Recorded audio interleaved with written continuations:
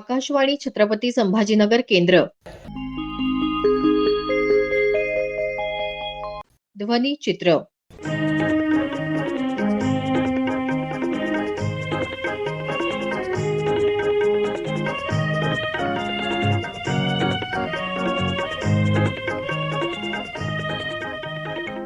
दिवंगत गोपीनाथ मुंडे यांचा स्मृतिदिन, डॉक्टर बाबा आढाव यांना श्रद्धांजली कार्यक्रम आणि प्रल्हादजी अभ्यंकर स्मृती व्याख्यानमाला या कार्यक्रमांचा संपादित अंश आज आपण ध्वनिचित्र या कार्यक्रमात ऐकणार आहोत. दिवंगत केंद्रीय मंत्री गोपीनाथ मुंडे यांच्या स्मृती दिनानिमित्त डॉक्टर बाबासाहेब आंबेडकर मराठवाडा विद्यापीठात ग्रामीण नेतृत्व नवकल्पनांद्वारे आत्मनिर्भर गावांची उभारणी या विषयावर एक दिवसीय परिसंवाद घेण्यात आला. मराठवाडा पदवीधर मतदारसंघाचे माजी आमदार श्रीकांत जोशी यांनी यावेळी मार्गदर्शन केलं. ते म्हणाले, गोपीनाथजींची जयंती आणि 12 डिसेंबर हा आमच्या सगळ्यांच्याच आयुष्यातला एक वेगळा आनंदाचा क्षण असायचा. दुर्दैवाने ते आज आपल्यात नाही आहे. तर म्हणजे ते असायला पाहिजे.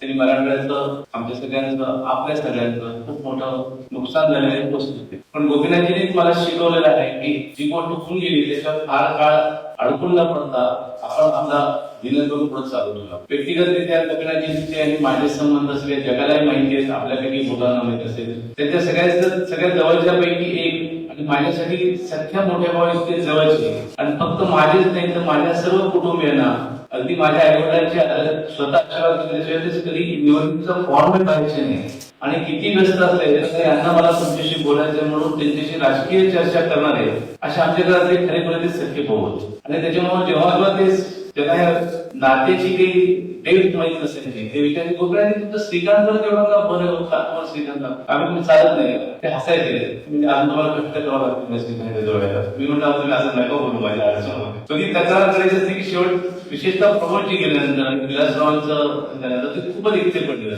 मनातल्या गोष्टी बोलण्यासाठी सदैव मी कुठे भाऊ घेतलेली म्हणजे मला कुठे नाही असतो थांबवतो मी थांबतो आणि खूप असं जीवाभावाचं आमचं नातं होतं. माझ्या परिचय बऱ्याच जण असं वाटतं की उपमुख्यमंत्री झाल्यानंतर झाला त्याचं बिलकुल नाही.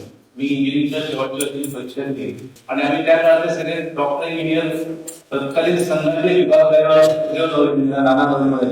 त्यांच्या प्रयत्नाने एकत्र आलो होतो आणि शक्तीनगरच्या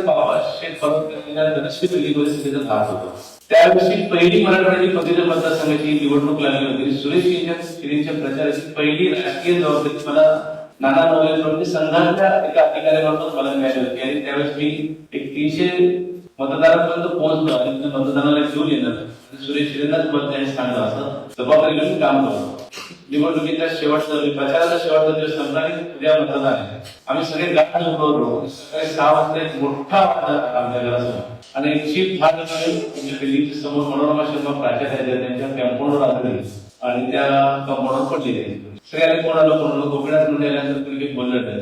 गोपीनाथला त्यावेळेस सतत 6 दिवस 1 मिनिट झोप न घेता संपूर्ण मराठवाडा पेन्शन कडून आमच्याकडे आलेले सगळे 6 वाजता कुठं जायचं नाना नवले म्हणजे माझ्याकडे आणि त्यांची 6 मिनिट तुम्ही पुन्हा मुंबईला जा. माझी झालेली ती पहिली भेट त्यांची पूर्ण केस असे त्यांचे पसरलेले केसांचा त्यांना खूप दिवस रात्रभर दाखवून ते आलेले आहेत आणि दिवसाचा रात्रीचा दिवस कसं करतात ते मी जवळून अनुभव तर त्यांचे ते अनुभव मी कुतून होतो. फटाफट तयार झाले. अर्धा 1 तास आमच्या सगळ्यांवर गप्पा मारले आणि ते गेले. त्यांना जाणवत होते की निवडणूक आपल्या मनाने थोडी सोपी नाही. पण निवडणुकीचा निकाल लागला. नोंदणीमध्ये खरी नोंदणी आणि प्रत्यक्ष केलेली नोंदणी याच्यातला तफावत जण आम्ही दिसती फाडलो. सुरेश यांना सगळे नावं ठेवले, टोमणे मारले. पण एकमेव निर्णय मी काय बघितलं की सुरेश निवडणुकीमध्ये भाग घेत होत असते पुढच्या तारीखला आणि मग तो सगळ्यात शॉकिंग पहिला माझा अनुभव होता की एखाद्या निवडणुकीमध्ये नेता आल्यानंतर त्या पराभूत उमेदवाराचं मनोधैर्य टिकवतो आणि सगळे जर टोकत असताना तो कसा मला खोटं बोलला म्हणून निवडणुकीच्या गोष्टी होतच असतात. चल आता जिंकल्याचं असं समजून पुढे लागलं. तुला पडले हरिभाऊ बाबाले जास्त मताने निवडून द्यायचे ते काही आश्चर्य होते. म्हणून तुम्ही काय केलं कोणाला सांगा आणि मग ते आम्ही सगळं सांगितलं. त्यांना खूप आनंद झाला आणि तेव्हापासून आपली दोस्ती वाढत गेली. ज्येष्ठ सामाजिक कार्यकर्ते तथा कष्टकरी शेतकरी चळवळ उभी करणारे लढवय्ये नेते डॉक्टर बाबा आढाव यांचं गेल्या आठवड्यात निधन झालं. छत्रपती संभाजीनगर इथल्या सरस्वती भुवन शिक्षण संस्थेत सत्यशोधक समाजवादी आंबेडकरवादी हमाल मापाडी कामगारांच्या वतीनं आढाव यांना श्रद्धांजली वाहण्यात आली. सुभाष सावंगीकर यांनी बाबा आढाव यांच्या स्मृतींना या शब्दात उजाळा दिला. बाबांचे जे विचार होते, बाबांचं जे कार्य होतं आणि ज्या लोकांसाठी त्यांचं हे कार्य आणि विचार होते, असा देशभरातला आणि राज्यामधला गोरगरीब असेल, कष्टकरी, शेतकरी, शेतमजूर, मोलकरीण, कागद कागदपत्रा वेचक कामगार, हातगाडीवाले, फेरीवाले, रिक्षावाले, छोटे छोटे व्यावसायिक असे सगळे हळहळले, असे सगळे धाय मोकलून रडले. याची प्रचिती आपण वर्तमानपत्रांमधून सुद्धा वाचलेली आहे. बाबांच्या निधनाच्या नंतर अगदी राज्यभरातल्या कानाकोपऱ्यातून त्यांना आदरांजली म्हणून सगळा हा तळागाळातला आणि शेवटचा माणूस त्यांना आदरांजली आपापल्या परीने वाहत होता. ती त्याच्या गावामध्ये असेल, त्याच्या गल्लीमध्ये असेल, त्याच्या एरियामध्ये असेल, तो ज्या ठिकाणी काम करतो त्या कामाच्या ठिकाणी असेल, असं सगळं चित्र रोजच्या वर्तमानपत्रांमधून मागच्या 8 दिवसापासून आपण बघत आलो आहोत. त्याचबरोबर 8 तारखेला बाबांचं निधन झाल्यानंतर त्यांच्या अंतिम संस्कारासाठी सुद्धा राज्यभरातून आणि देशभरातून जी गोरगरीब कष्टकरी मंडळी आपल्या हातावरचं काम सोडून धावत पळत अगदी मिळेल त्या वाहनांनी पुण्यापर्यंत पोहोचले आणि बाबांचं दर्शन घेतलं आणि स्वतःला त्यांनी अश्रूंची वाट मोकळी करून दिली. असं एकूण चित्र सगळं त्या अंतिम दर्शनाच्या वेळी सुद्धा आपण बघितलेलं आहे. आपल्यापैकी सुद्धा अनेक जण पुण्याला गेलेले होते, कामगारांपैकी सुद्धा अनेक जण गेलेले होते आणि बाबांचं अंतिम दर्शन घेऊन तिथून आलेले आहेत. तर असे गोरगरीब कष्टकऱ्यांचे हे बाबा ज्यांनी संपूर्ण आयुष्य हे लोकशाही समाजवादासाठी आणि एकूणच फुले शाहू आंबेडकरांच्या विचार कार्यासाठी स्वतःला त्यांनी झोकून देऊन कार्य केलेलं आहे. डॉक्टरकी पेशेमध्ये न रमता आणि स्वतःचा वैयक्तिक स्वार्थ न साधता त्यांनी शेवटच्या माणसासाठी जे आयुष्य त्यागलं, आयुष्य दिलं, अशी माणसं निश्चितच या पृथ्वीतलावर अवतरलेली महापुरुष आहेत असं एक माझ्यासारख्या कार्यकर्त्याला वाटतं.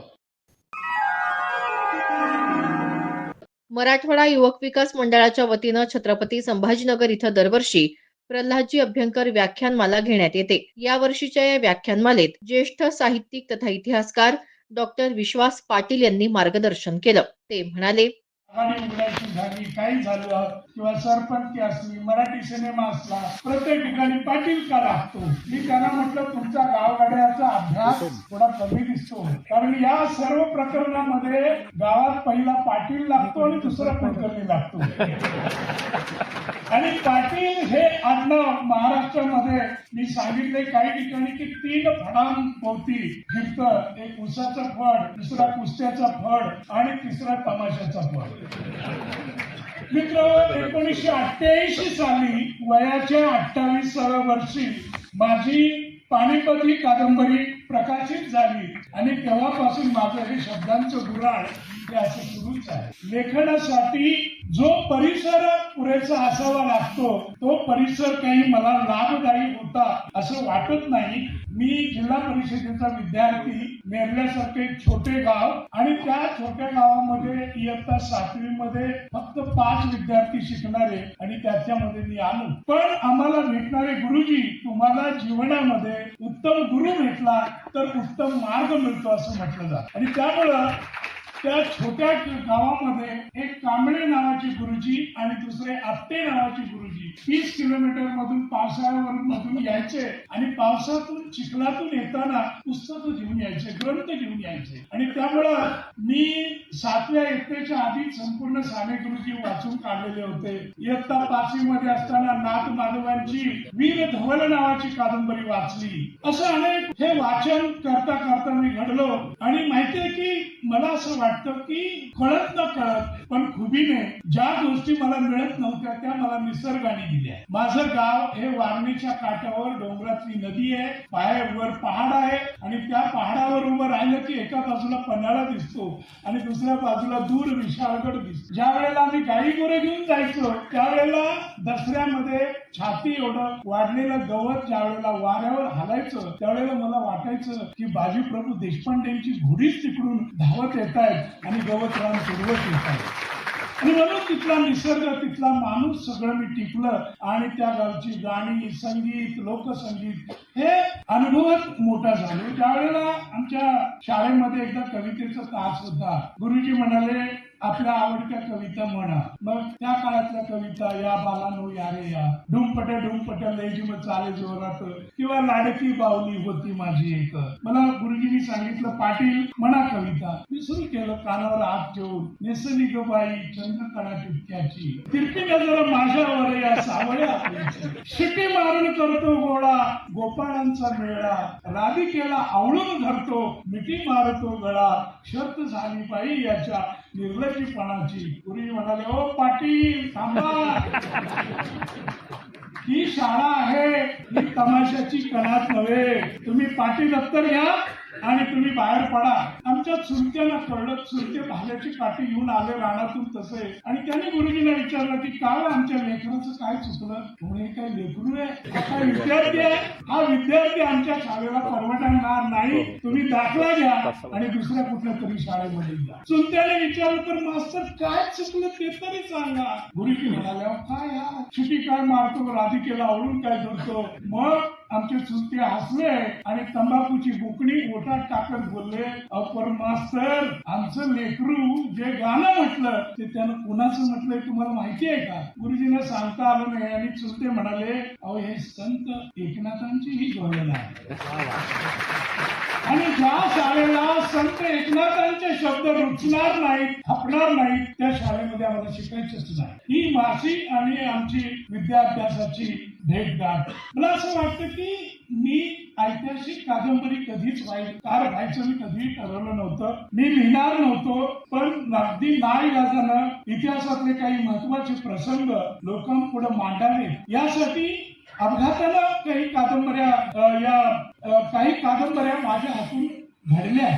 पानिपत हा विषय माझ्या जीवनात कसा आला मी काही ठिकाणी गमतीने सांगितलेलं आहे की इयत्ता 5वी मध्ये शिकत होतो. गुरुजी 3 दिवस धडा शिकवत होते पानिपतचा आणि या 3 दिवसांमध्ये मी दांडी मारलेली होती. गुरुजी 24 मला उठवलं आणि विचारलं की बोला पाटील, पानिपतची 3 युद्ध केव्हा आणि केव्हा झाली. काही मला माहित नव्हतं. गुरुजी म्हणाले, सांगा ना केव्हा झाली.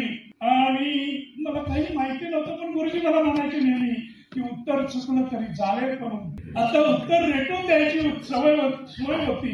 म्हणून मी म्हटलं, विचारा गुरुजी परत प्रश्न, सांगा पानिपतची 3 युद्ध केव्हा आणि केव्हा झाली. मी म्हटलं एवढंच, पानिपतची 3 युद्ध केव्हा झाली.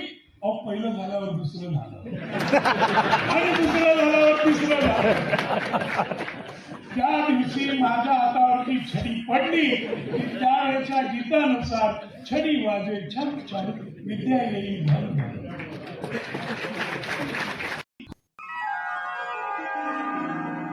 ध्वनिचित्राचा हा कार्यक्रम आकाशवाणी छत्रपती संभाजीनगर केंद्राच्या प्रादेशिक वृत्त विभागाने सादर केला. सादरकर्ते समरजित ठाकूर, निर्मिती सहाय्य धनंजय ब्रह्मपूरकर.